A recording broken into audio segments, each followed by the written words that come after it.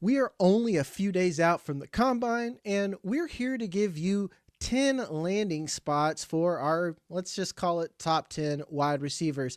This is in no particular order or anything like that. This is just what my scouting notes is and put them all together. But at least the analysis will be at least together and in some sort of order. It's me, Germie, and as always, I'm joined by Andrew Mott. First one we're going to open up with Makai Lemon. He's some people's wide receiver one, Biletnikoff winner. We talk about him here a lot. I started him off because being such a high-level wide receiver, he's the one where I think fit is most important for a lot of these first-round wide receiver caliber types. Andrew, where do you see Makai Lemon as one of the best fits for him to have the most success or a team that could really utilize him? Yeah, and keep in mind, this is our favorite fits, not what we think is the most likely fit. And I say that Exactly. Thank you. because I think the Los Angeles Rams is the best fit for Makai Lemon. Now, the reason That's why I say wild. that is a slot wide receiver going over there. They're in the perfect draft range. They have 2 first-round picks. Number 13 is the first one that I think they could really look at Lemon with, because I do think he's a top half type of guy potentially here. And I think he could be the guy who's the slot apprentice for Sean McVay. It sets up Puka Nacua as this all-around move wide receiver for them, and Makai Lemon as their 1 and 2 long-term, probably post Devontae Adams retirement. But I also like the fact that it doesn't put too much on Lemon day one as a wide receiver for them, because I do, we talked about it, Jagger, think he could improve as a blocker, think he could improve with some of a couple more of these like little technical things in his game. And if he does, learning from a guy like Adams and Puka, and then being the number 2 long-term opposite Puka, I think that would benefit him very, very well if they wanted to load it up in LA. But like I said, it's our favorite spot, not the most likely. My only pushback on the Rams is that you said it, Makai Lemon is just not a good blocker, and that's a huge thing for McVay. Like that's a massive thing. So that's why, like I said, your favorite. I don't see that happening just because of that. But like I said, any person who is good and goes to McVay's offense, I want that for me. I want that for fantasy. I want that for that player. If anyone can figure it out, it would be McVay. I have a couple of interesting spots here. I actually changed mine literally mid conversation. I was initially going to say that my favorite pick is where I just mocked them. If you guys had our mock draft episode, it's the Dolphins. Tyreek Hill was just released this morning. This is exactly why I liked Makai Lemon there, because you still have Jalen Waddle. You have another wide receiver that's there. You don't have your quarterback yet. That's fine. But you at least have a good infrastructure for when you do get your quarterback there in the future. And if you want to trade Waddle for something else, you have leverage. So at least another wide receiver's there. But that's like getting a 40 chess. My actual favorite spot is the Washington Commanders. Deebo Samuel is a free agent. I don't know if they're going to bring him back or not. I'm not sure if they should. I don't think they should, to be honest, unless he's just going to come back on a significantly cheap deal. Even if he does come back, Makai Lemon does something differently that both Terry McLaurin and Deebo Samuel does, where Terry McLaurin can attack deep vertically. Makai Lemon could do a lot of the things where you can move him to Z, you can move him to slot, and he's a good enough route runner where he can create separation, both short and intermediate. And I do think he could be effective deep. So I like that for Jaden Daniels. I like that for Makai Lemon. I think he can come in right away. And kind of what you said, it doesn't put pressure on him to be the guy right away since Terry's there.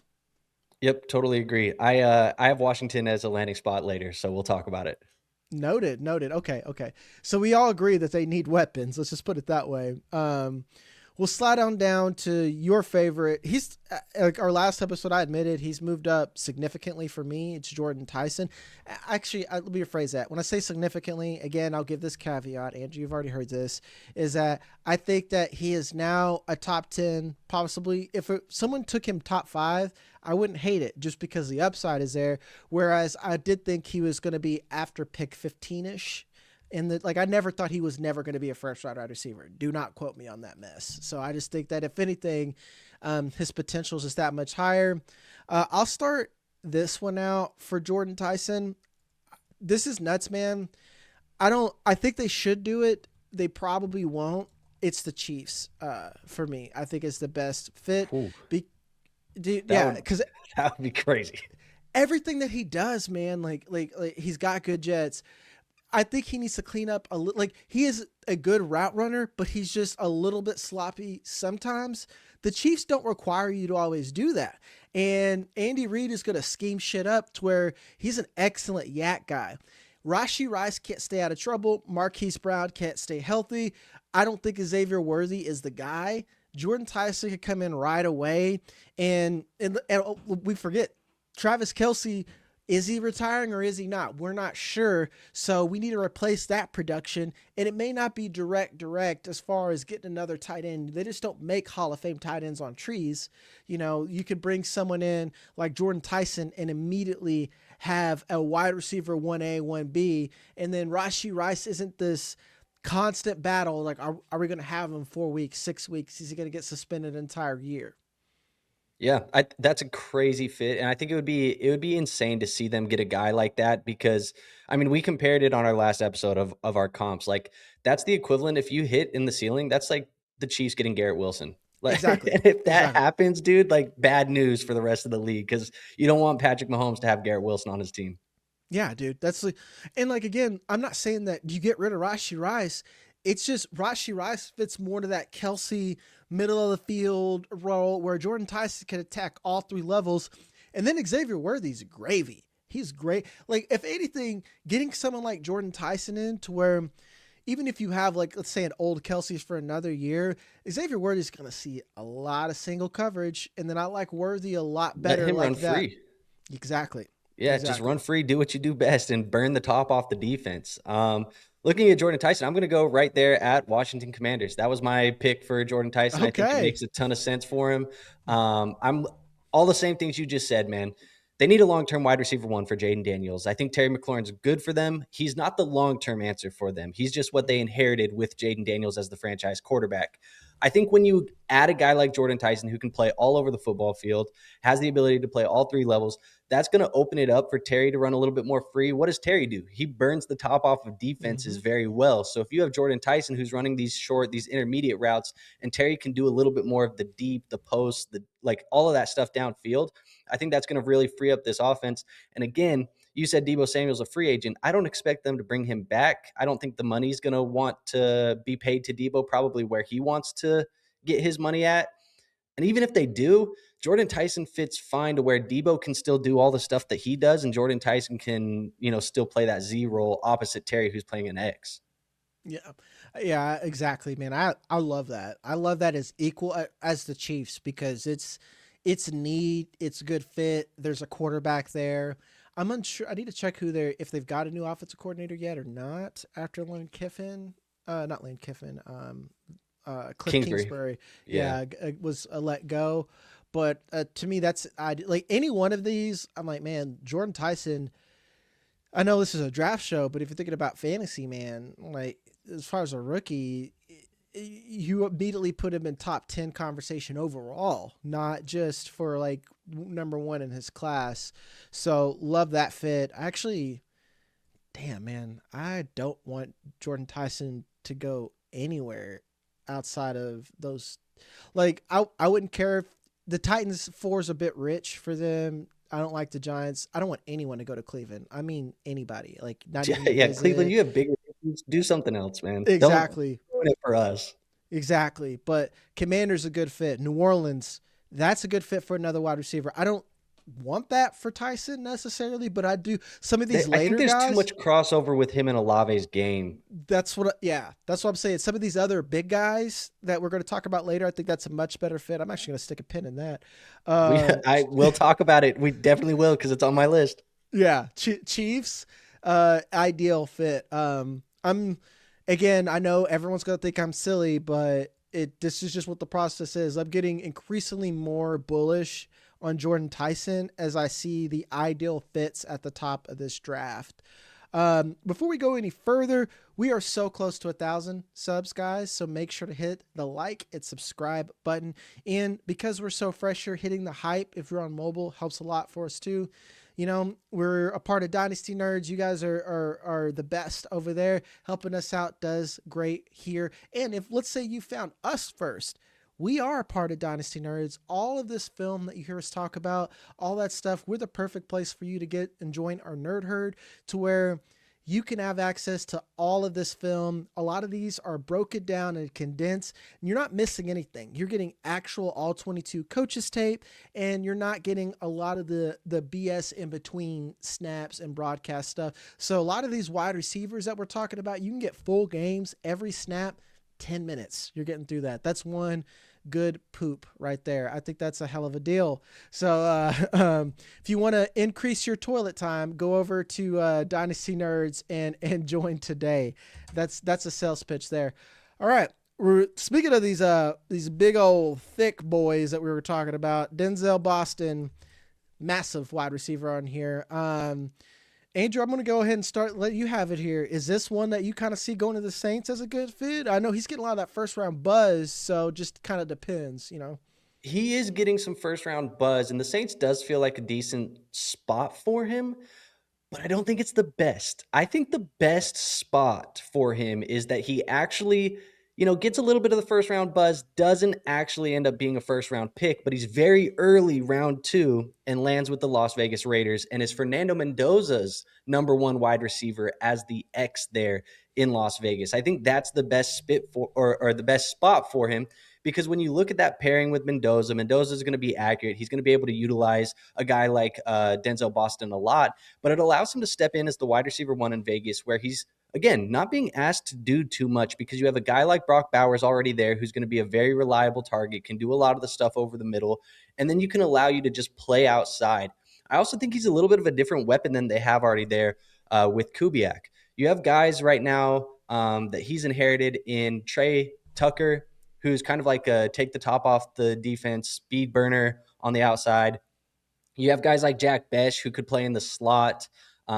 Yes, they have Dante Thornton Jr., who could be on the outside, but I think Boston's a better player than he is. So I think Boston fits that X receiver for them, could be the guy there after Bowers in the pecking order, and would just be a really good fit, I think, with Mendoza.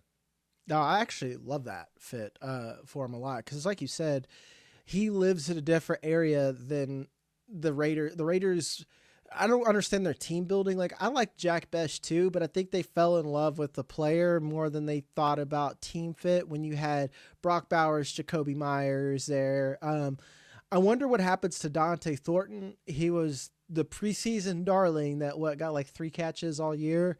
I do think Denzel Boston is obviously the more polished player, and if anything, Dante Thornton can play sacrificial X, while the rest of these guys that we've mentioned can go out and do real stuff there. And it's like you said, the Raiders get their quarterback, they can get a wide receiver.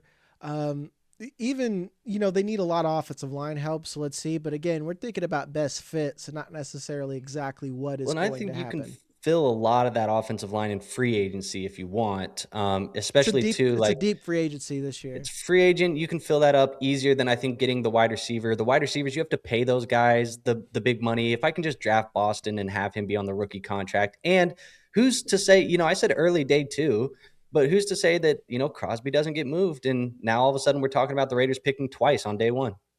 That's true. I mean, I just covered on one of my other shows, we were talking about the Max Crosby trade.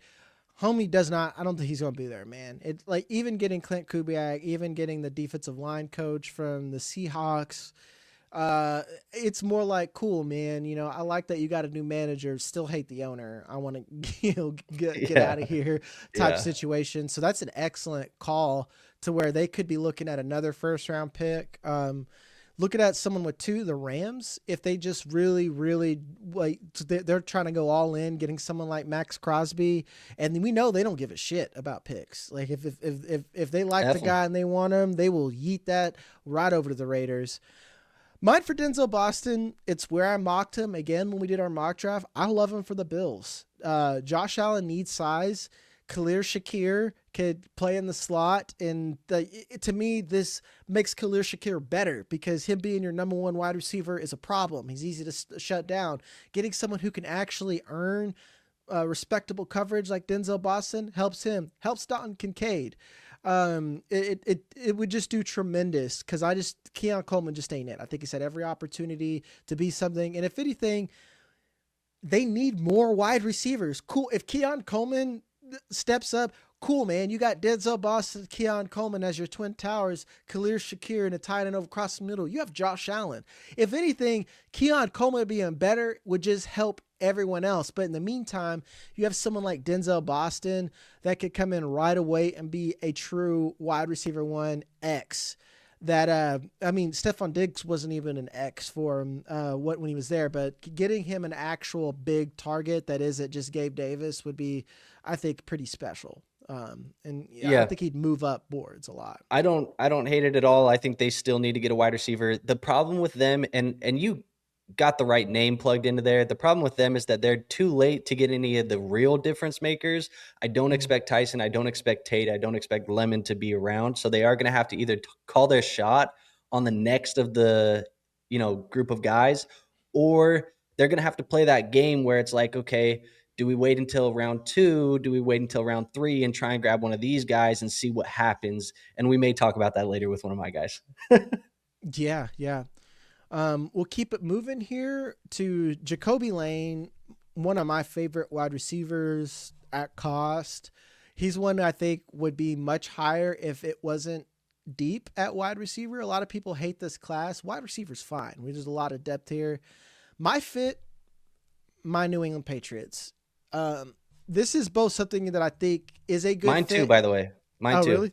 That was yours as Patriots? Yep. Oh, okay. Hell yeah. So I'll give mine and then we can either validate each other or you could give new reasons on here. But it's the same thing that the Bills have. They have 1,000 slot players. I don't know.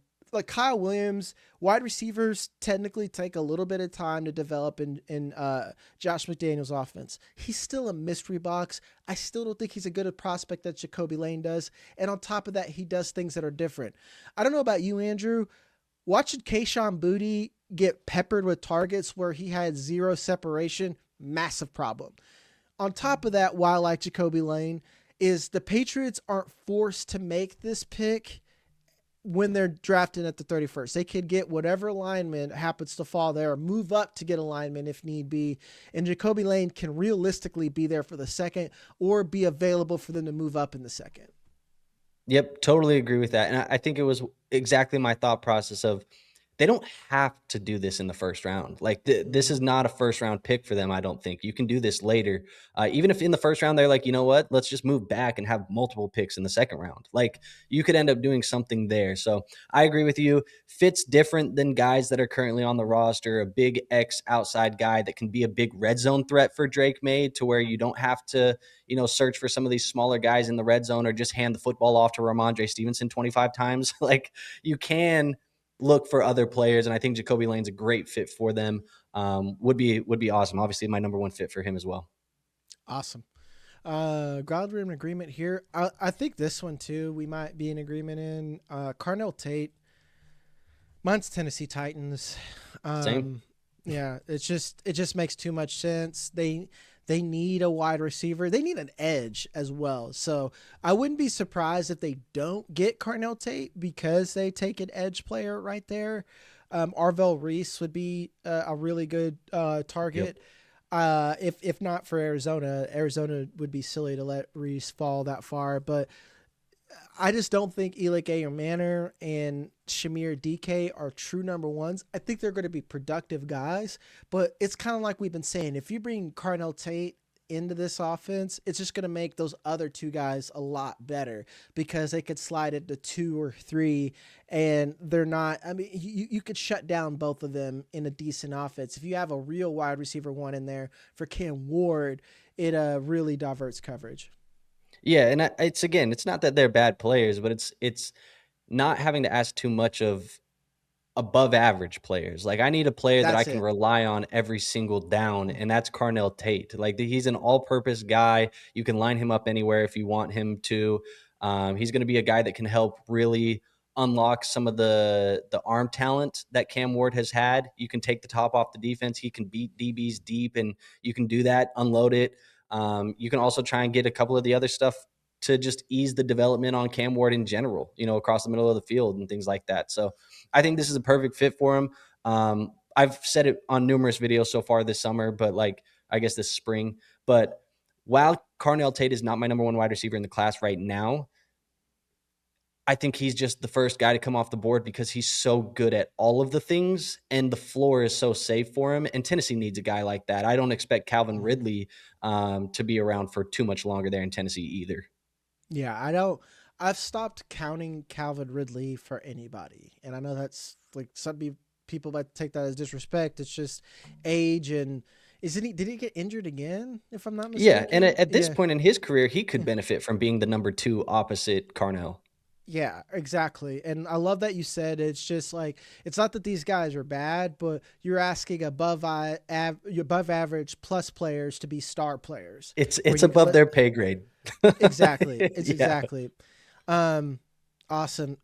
Another one that we're in agreement with. This next one, I'm interested to see where you go with, because I'm going to let you go first because you said you struggled with Chris Brazzell. So that's why I'm going to put you on the spot before I tell you where I think it should go, just in case we come to the same conclusion, just because there's another guy that's probably going to go day 2. He is going to go day 2. He's not going to go day 1. So, yeah.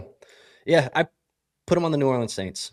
Feel like he fits their offense fairly well. You think of the days that Rashid Shaheed was there before the trade. He can do a lot of the things that Shaheed was doing. You just didn't have to pay Brazzell. Brazzell's on the rookie contract, and you don't have to spend the first round pick on him. And I think he plays a very good complementary role opposite of a guy like Chris Olave. And clearly it's a team that needs some wide receiver help as well. I truly don't believe that they should be relying on the Devon Velays of the world and some of these other guys, Bub Means, who's sitting out there, playing for him some meaningful snaps. You shouldn't have these guys on the football field. So it should be Chris Brazzell out there as the number 2, I think, opposite Chris Olave. Like I said, very complimentary pieces to him. And it does bring back some of the ability to take the top off the defense and use Shuck a little bit further downfield at times too. Yeah. I love that. My next pick, I'm going to be honest, a lot of these, actually, no, just 2 of these guys I'm going to put here. It's the Patriots again, and it's almost the same reasons why I picked Jacoby Lane, except Chris Brazzell is a little bit more of a downfield threat and less of a red zone target. But again, he just does everything else differently than the rest of that receiving core does, and it's the same chess move from a team building standpoint where you don't have to overpay. And I think arguably, depending on how much teams love these guys and what they test at the combine, he might be cheaper than Jacoby Lane. So this is someone I think that going to a spot that needs an outside threat, needs a downfield threat right away, especially when you're a day 2 guy, that's the ideal spot to get on the field. And I'll leave it there since I've already basically said the same thing about the Patriots. Next one's a fun one. Omar Cooper Jr. I'm going to let you start again, man. I'm curious to see where you go with this one because he's such an interesting, fun player. Yeah. So throughout the process, I was trying to not reuse any landing spots. I was trying to give everybody their own, because in reality, if you draft one of these guys, you're probably not drafting another one of them. Right. So I was trying to do it like that. I really kept thinking Las Vegas was another good one here for Omar Cooper to just repair him with Fernando Mendoza and have him be a guy that can play, a little bit different than some of the guys that are there. But I liked the Boston one a little bit more. Omar Cooper for me is the Buffalo Bills. He's a Buffalo Bill as a potential fit here with Joe Brady. I think he does a lot as a receiver that's not necessarily going to fully stomp on the toes of Shakir. And if Keon figures it out as the X outside, obviously he can play there too.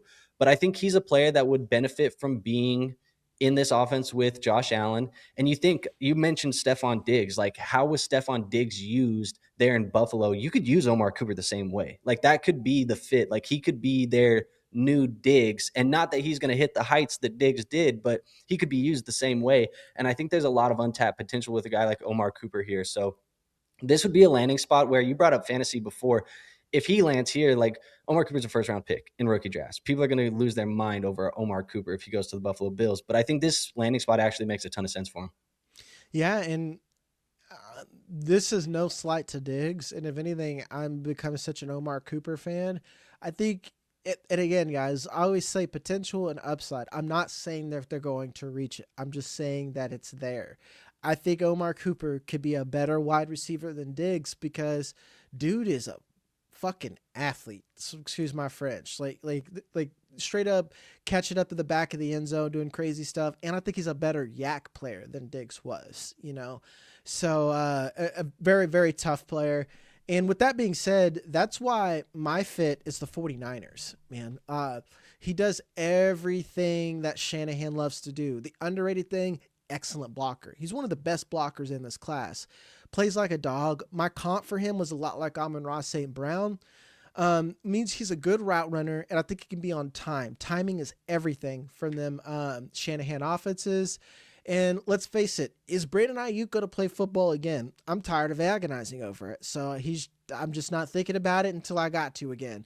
Ricky Pearsall can't stay on the field. That was a problem in college. That's still a problem now. And Juwan Jennings is a free agent, and I think he's 28, if not going to be 29.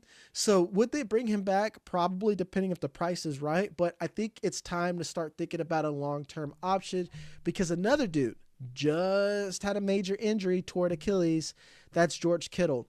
So the targets there are depleted. So the 49ers are an ideal landing spot for almost any position because even behind Christian McCaffrey, there's no running backs either. Granted, this is an ass running back class, but that's why I want to focus on the pass catchers. It's kind of Brock Purdy and then everybody else when you try to think about what's going to be on this team beyond 2026, even during 2026.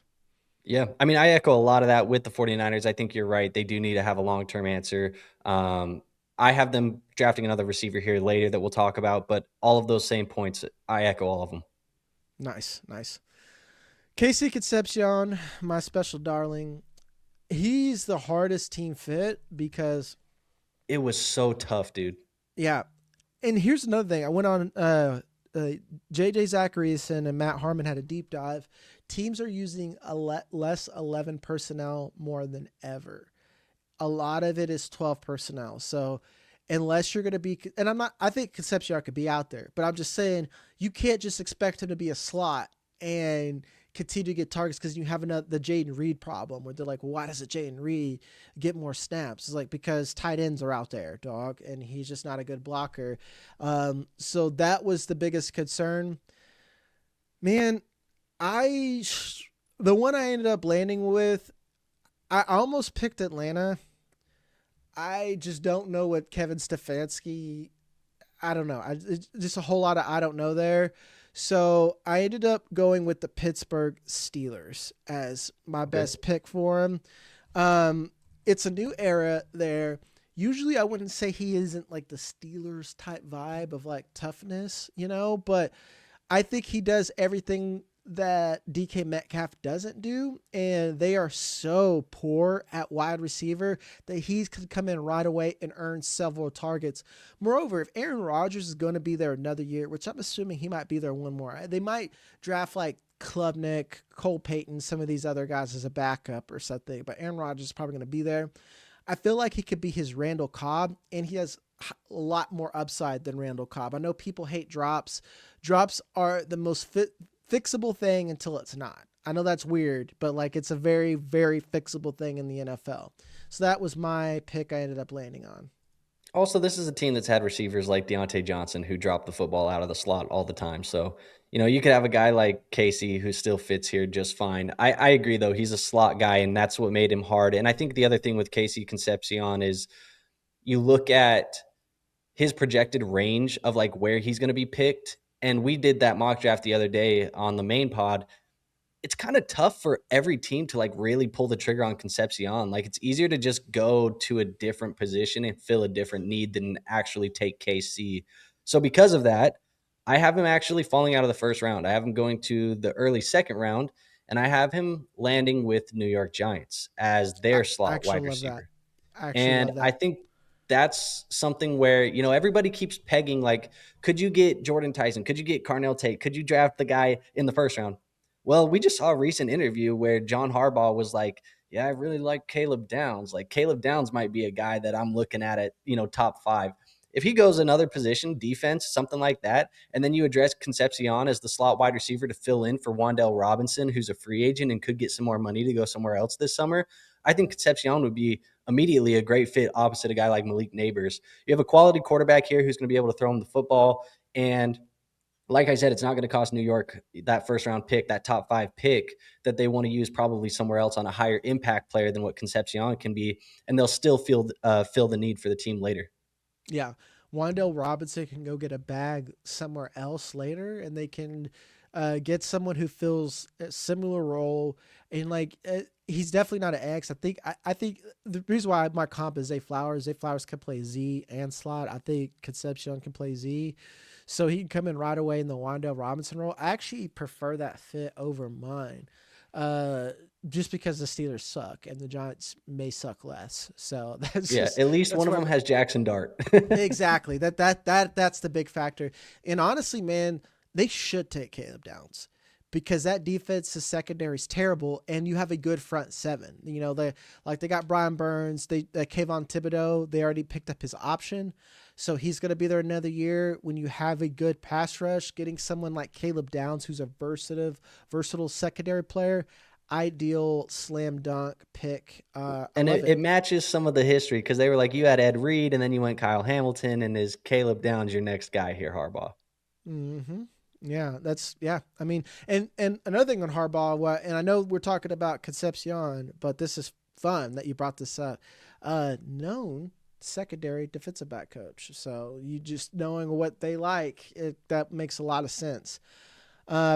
Next is another one of your favorites, Germie Bernard. He's another one that's a tough fit because I think he is a firm 2. With that being said, I know you said you tried not to do the same comps. I did not do that. I did not try that hard.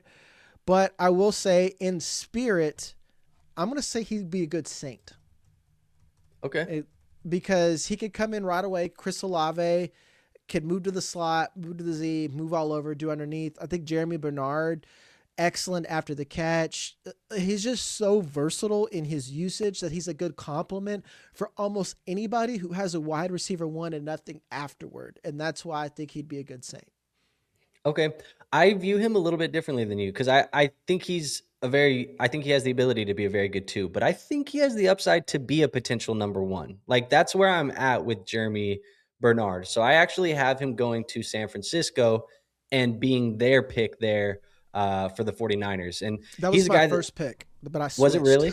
Yeah, okay. I switched because you're like, I was like, well, if he's doing a different one, I'm going to try harder. You know? Okay, yeah, there you go. Yeah, I have him going to the 49ers. I mean, it's just a guy who can step in immediately as a day 1 starter if he develops and becomes better than what Pearsall is. Absolutely can be your number 1 guy. You get a creative coach in Kyle Shanahan that can utilize all the skills that a guy like Bernard has, where you can use him on some of the jet sweeps out of the backfield if you want to, replicate some of the old Debo stuff from years past if you'd like to with a guy like Bernard, because he can do that.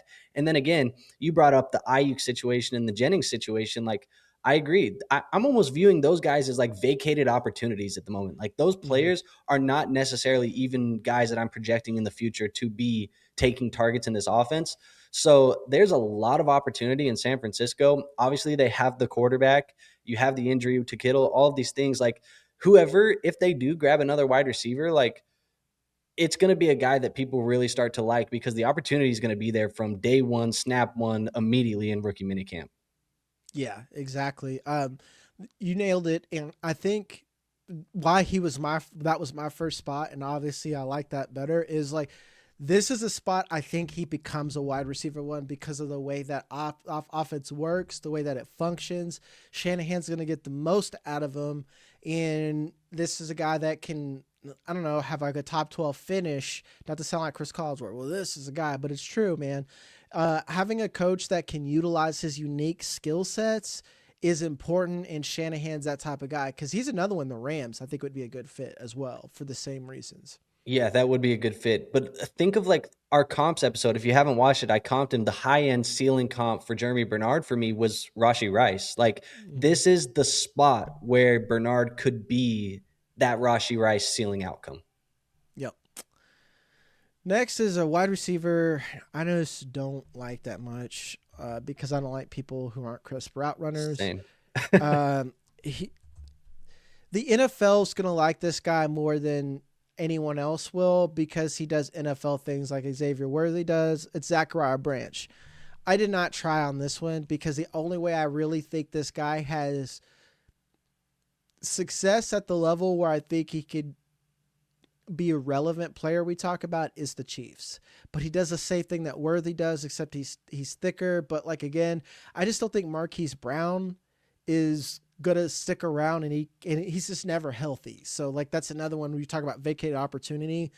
When he puts a string of 5 games together, I'll start counting him more, but I just don't really count that. Where do you have old Zach Branch going? I have him going and playing the slot receiver for Pittsburgh. Calvin Austin's the free agent. You said it. You need speed. You need weapons outside of DK Metcalf. But this is a player I'm not super excited about. From what I've seen, I don't think he's that special. He's undersized, 5'10", 180. Like, his breakout age was late if you care about analytics and things like that. If you care about usage metrics, like Jagger, I was telling you, I was putting my sheet together the other day. 3 of the 4 metrics that I like looking at when it comes to like commanding targets at the college level and being a producer at the college level, he's red in 3 of the 4 and yellow in the other one. Like, there's no green in his analytic or usage profile right now. So he's not a player I'm very excited about. Well, while that doesn't necessarily mean he is not going to be successful, because we've had players be successful at the next level that didn't check out analytically, it's not a great sign either. I agree, man. The Steelers is another good spot because Calvin Austin is like a worse version of Zach Branch, if anything, at least has a prospect. Like, Calvin Austin has grown into a much more well-rounded player, but I have an issue with a lot of other draft analysts that kind of push this player up because they're like, well, guys like speed or teams like speed, and they like guys who could challenge the defense deep, and they try this every year, and it just rarely pans out in the NFL. It just rarely does. That's why I really appreciate Rams, 49ers. Those guys are like, why don't I just get a guy who blocks and runs routes and does what I ask him to do? And then if the athleticism is there, dope. As long as he's not subpar running a 4.6, he's probably just fine, Yeah, so, and it feels a little bit like we have this happen every once in a while. And while some of these guys have still come out and been, like I said, outliers or guys that prove us wrong, it feels very much like a couple years ago we were excited about Zachariah Branch when he was at USC and he had flashes, and now we're going to try and pump him up based off of what we initially saw in that first impression. Like, another example of that one, we just talked about him on the show, Kayshon Boutte. Like, he was a darling for people at LSU, and then it kind of just spiraled and fell, and then he's been an okay NFL player, I think better than what people have expected, but it feels like we're kind of like the first impression, we're letting that leak too much into what we've seen recently from Zachariah. Yeah. And that's why I don't like in a lot of scouting analysis, they're like, well, how was he? Like, was he a highly rated recruit? That just doesn't matter to me that much anymore. Like if you are a 5-star recruit, I don't really give a shit anymore after you have 3 years of college production. Like, sometimes Tyson was outside of the top 1,000. Jordyn Tyson, he's the arguably the number 1 wide receiver in this class. Yes, like, we could name quarterbacks that have just, like, Cam Ward was a 0-star recruit. Look at where he's at now. That shit just doesn't matter to me, dude. So I'm not grading for it. I'm not including it in my analysis. It's what have you done for me lately? And Zach Branch has been nothing with flashes and then a gadget guy for Georgia. It's just a no for me, dog. Ended on a bit of a sour note. Womp womp. Sorry, Zachariah. Yeah. I shouldn't have ended on him, man. I try to do what Garrett does to spread out some of the good guys so they're not top heavy. That I ended on like the worst, because he was an afterthought. He was a straight up afterthought for me. I'm like, I literally put it in the group chat to Andrew and everybody else. I was like, everyone's talking about Zach Branch, so we got to. So like, he's legitimately an afterthought. We should have swapped him and Germie, because we were much more excited about Germie Bernard. Yes, I'm literally excited about every one of these guys but Zach Branch. Like I'm excited in some form for everyone but him. So sorry if you're a Georgia fan. them's the breaks. But as always, it's me, Jaggermain, and that's Andrew Mott. Love you guys. Make sure to hit that like, subscribe button, and go over to Dynasty Nerds and join the Nerd Herd if you want all of our access. If you're at a Dynasty and for our Dynasty tools, more importantly, you could do a lot of this recruiting yourself and have access to our prospect scouting database. Love you guys, and I'll see you next time. See ya.